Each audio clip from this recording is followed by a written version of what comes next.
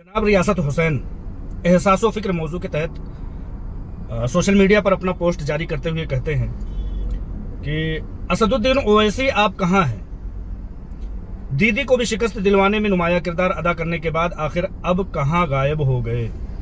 क्या अब बंगाल के मुसलमानों की सूरत हाल पर आंसू बहाना और हमदर्दी का दावा करने का वक्त नहीं रहा, या फिर ये सब सिर्फ इंतखाबी मौसम तक का ही ड्रामा था? जनाब रियासत हुसैन साहब, अगर असदुद्दीन ओवैसी से आप इस तरह की उम्मीद रखते हैं तो ये बेतुका है। ये समझिए कि बांझ औरत से औलाद देने की तमन्ना करने जैसा है। असदुद्दीन ओवैसी एक बांझ औरत कौम के लिए साबित हो चुके हैं। असदुद्दीन ओवैसी लीडर नहीं है सर, असदुद्दीन ओवैसी डीलर है।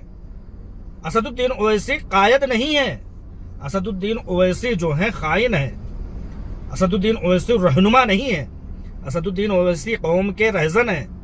असदुद्दीन ओवैसी 3 तरह से मुसलमानों का सौदा करने के लिए मुल्क भर में भेजे जाते हैं, खरीदे जाते हैं, और असदुद्दीन ओवैसी की मजबूरी भी है कि वो ये सब करें, क्योंकि उनके गुनाहों की नगरी इतनी बड़ी है कि भारतीय जनता पार्टी ने हर एक लीडर को अपने लिए इस्तेमाल करने के लिए उनकी कमजोर नसों को पकड़ करके उनको नचाने का काम किया है। असदुद्दीन ओवैसी की कमजोर नस, उनकी जहां लाकहा बदउनवानी है, वहीं पर उनकी असदुद्दीन ओवैसी की बदउनवानी, उनकी वक्फ की प्रॉपर्टीज पर नाजायज कब्जे, जो 3000 करोड़ रुपए के वक्फ नाजायज कब्जा जाते हैं, वो है उनकी कमजोर नसें। असदुद्दीन ओवैसी 3 तरीके से इलेक्शन में आ धमकते हैं, मुल्क भर में जो है कौम का सौदा करते हैं। असदुद्दीन ओवैसी जो 3 तरीके से रियासत भटकते हुए फिरते हैं, उनको उस बात के लिए, जिस तरह से हुमायूं कबीर का स्टिंग ऑपरेशन के तहत वीडियो वायरल हुआ, उस तरह से उनको खरीद करके भेजा जाता है यकमुश्त तरीके से,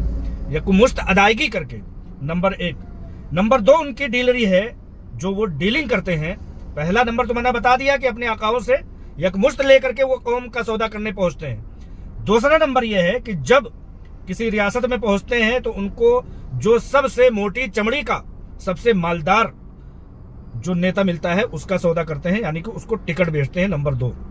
नंबर 3, अगर इस लायक होते हैं असदुद्दीन ओवैसी, जैसे कि पिछले विधानसभा इलेक्शन बिहार में वो वोटों को फरोख्त करके, एमएलएज को फरोख्त करके सरकार बनाने और गिराने का, जो अगर वो समझिए इस लायक होते हैं, तो वो इस तरीके से कौम की डीलरी करते हैं। तो लिहाजा साबित ये हुआ कि जनाब रियासत हुसैन साहब, असदुद्दीन ओवैसी से इस बात की उम्मीद बिल्कुल ना रखी जाए कि वो कौम के किसी भी समझिए कि मामले में आगे बढ़ेंगे। वो बांझा औरत है, जो आप ये समझ लीजिए कि वो बैरिस्टर है, लेकिन अभी तक उसने कोई मुकदमा नहीं लड़ा। वो बैरिस्टर है, लेकिन आज तक उसने कोई एक FIR दर्ज करके मजलूमों के हक में चीखता है, चिल्लाता है, गधों की तरह से हिनहिनाता है और भौंकता है। ये सब तो वो करेगा, लेकिन कभी एक FIR दर्ज करने की कभी भी कोशिश नहीं करेगा। वो बैरिस्टर तो है, वो फरोख्त करने का, वो नीलाम करने का, वो तकसीम करने का, मुल्क के बाशिंदों को आपस में दस्तगिरबान करने का वो काम तो करेगा, लेकिन कौम के हक में 1 रुपए कभी खर्च करता हुआ दिखाई नहीं देगा। आप देखेंगे सोशल मीडिया पर उसके मानने वाले नासमझ नौजवान गालीबाज जो टीम है, वो AI से बना करके कभी सिलाई मशीनें तकसीम करते हैं, कभी पानी के मोटर, कभी पानी के नलके, कभी पानी के टब, कभी कपट, और कभी इस तरह के बहुत सारे उनके जो अंधभक्त हैं, वो ये AI से बनाते हुए असदुद्दीन ओवैसी ट्रैक पर चढ़े होते हैं और वो लोगों को तकसीम करते हुए दिखाई देते हैं। इनकी गालीबाज टीम, नौजवान कम उम्र नासमझ लड़कों को मैं ये बताना चाहता हूँ कि असदुद्दीन ओवैसी हर साल जो कौम की हैदराबाद की माओं और बहनों से जो सूद के इवज में जो पैसे पाता है, और जो गहने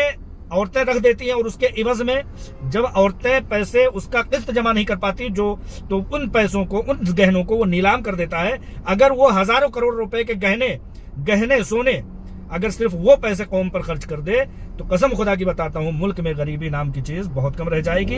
लेकिन ये शख्स नहीं करेगा, क्योंकि ये कौम का कायद नहीं है, खाइन है, ये कौम का रहबर नहीं है, रहजन है, ये कौम का लीडर नहीं है, ये कौम का डीलर है।